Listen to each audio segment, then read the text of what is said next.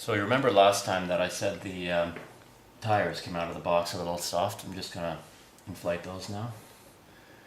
Each wheel has its own valve with a little cover. You don't want to lose this because if you get dirt in there, it'll make it more likely that the valve is going to leak in future. Now this pump might be a little awkward because it's got no hose. This is a bicycle pump, obviously. If you have a pump with a hose, it's going to be a lot easier. Extension hose basically allows you to get into tight spots, which I don't have.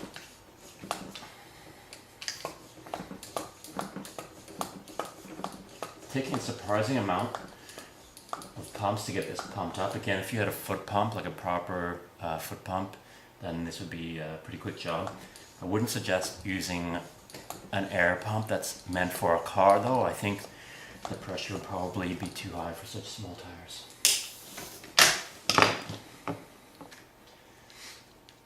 So that front one's a bit awkward. I'm hoping the back ones will be a bit easier.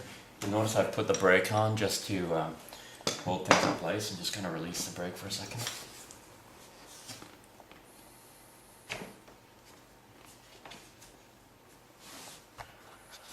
Okay, so now I'm going to do the back wheels.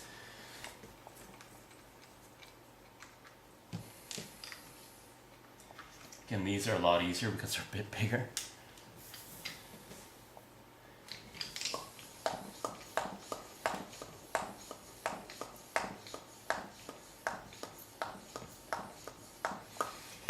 It doesn't say anywhere what the pressure should be of these tires. I'm just doing it by feel.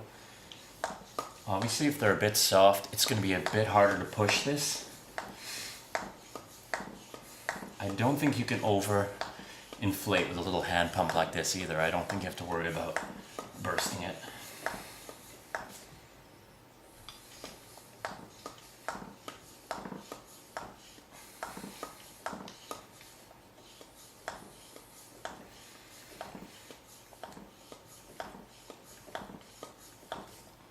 Again, just stopping every 10 tries just to see.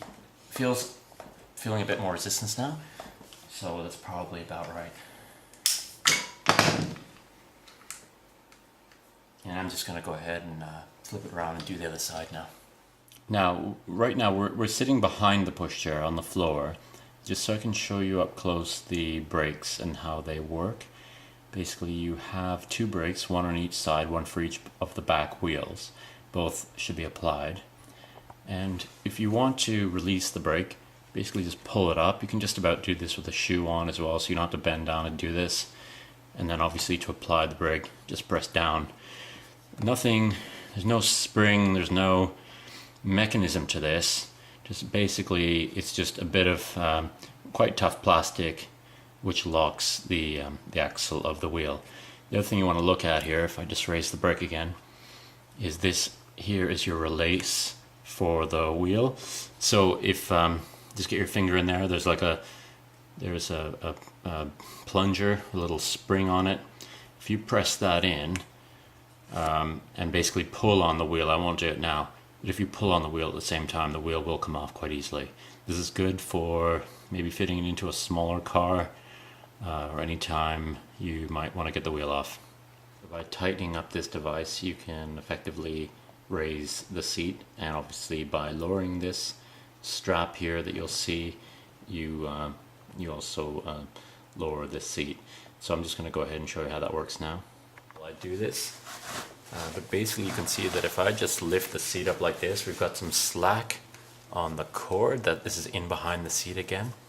And if I just push this up, now that slack has been taken up by the lock here, the barrel lock, and basically the seat doesn't go down now. It's a pretty simple mechanism.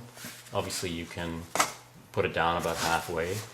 On the box it talks about this having a 5 position recline. I don't really see why there's 5 and not 1 or 50 or 2, because you can basically just put this anywhere you want it, whatever is comfortable for your baby.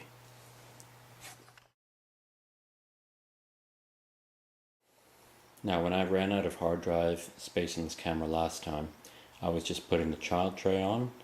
So I'm just going to show you how that works now. Again, we're at the front of the stroller. You can see the tray is here, and it just swivels over the child. If you come over here, you'll see there's a red button, and there's a hole, a corresponding hole right here in the child tray. You just need to get that hole over the red button. Now that's locked in. Here's the effect. You now have a child tray that goes all the way around where the child sits. Now I'm just going to show you how to release the child tray. I'm just going to put my thumb on the red button there and press in and lift straight up, and it comes away. Now the tray's out of the way, and you get the child in or out of the stroller. This is what the buckle looks like when one side of the harness has been fit. This is the buckle now with the other side fit, so I couldn't show doing that, but it's pretty simple to just plug it in. It's just hard to do with one hand while I hold the camera. Now the only thing I've noticed that I don't like about this is if you take a look at this loose end of the strap here, there's no way easily to tighten this up when you've got a baby in there. I mean, you might be able to do it, but it's the kind of thing you need two hands for.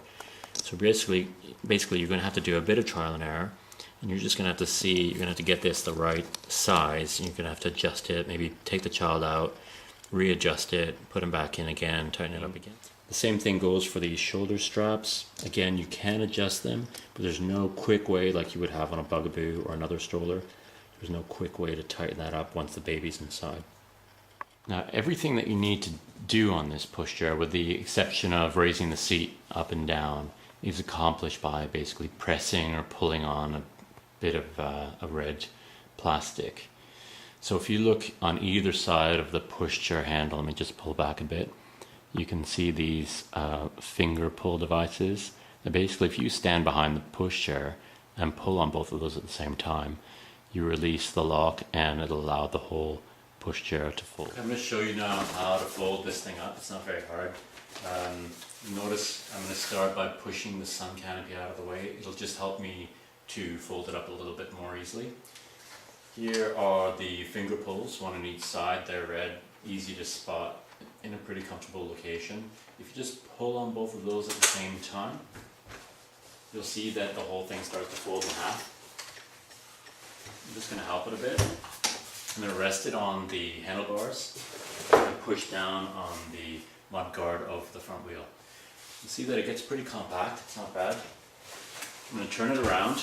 You're going to see that I have a little lock here. Basically, it's just a piece of plastic, pretty sturdy though.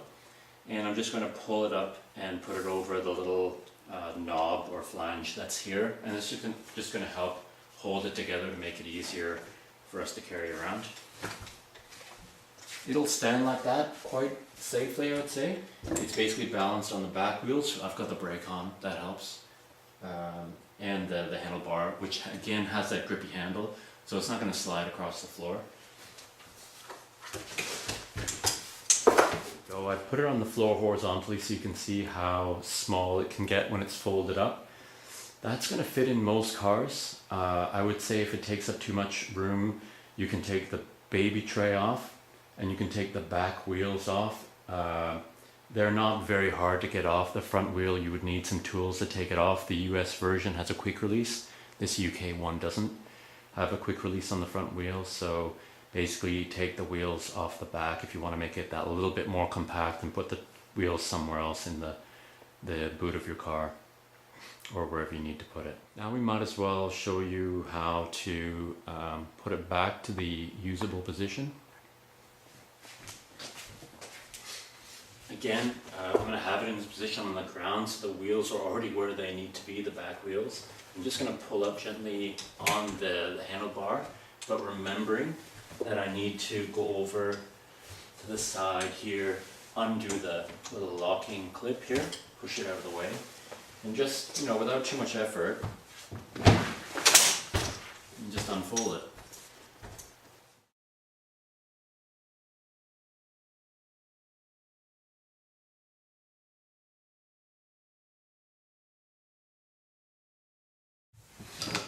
So you remember last time that I said the tires came out of the box a little soft. I'm just gonna inflate those now. Each wheel has its own valve with a little cover. You don't want to lose this because if you get dirt in there, it'll make it more likely that the valve is going to leak in future. Now this pump might be a little awkward because it's got no hose. This is a bicycle pump, obviously. If you have a pump with a hose, it's going to be a lot easier. Extension hose basically allows you to get into tight spots, which I don't have.